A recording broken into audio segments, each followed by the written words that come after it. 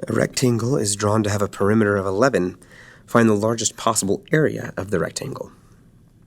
Let's go ahead and sketch a picture here of a rectangle. We don't really know the dimensions of the rectangle at all, but we can label as the length of x and a width of y.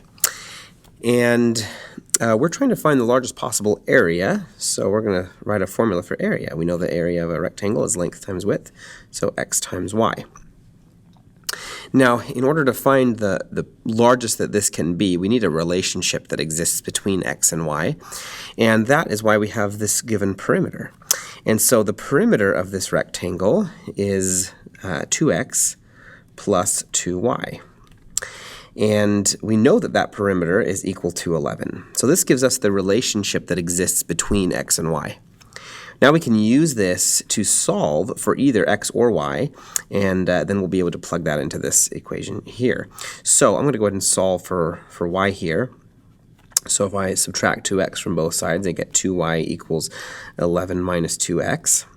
And then I divide both sides by 2 and get y equals 11 minus 2x over 2. And since y is equal to this thing, I can take this and plug it into this y right here. So I get my area function now, and it's a function of just x. It's going to be x times that quantity there, 11 minus 2x over 2. So this function right here is, I want to know what the largest that this could possibly be. So I'm going to go to a graphing calculator, and we're going to go ahead and graph this. So we have our graphing unit here. We've got x times, and then 11 minus 2x over 2. Go ahead and graph that.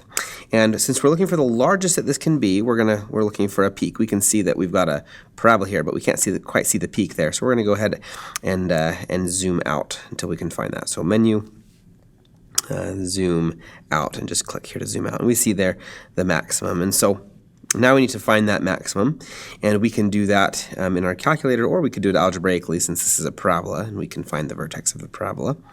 I'll go just use the calculator here and analyze graph, and we're finding a maximum. And it asks here for a lower bound, so we just click somewhere to the left of that peak and then somewhere to the right of that peak. And there is our point that it gives us. And this point, this is an x-coordinate. This x-coordinate is, of course, that x value.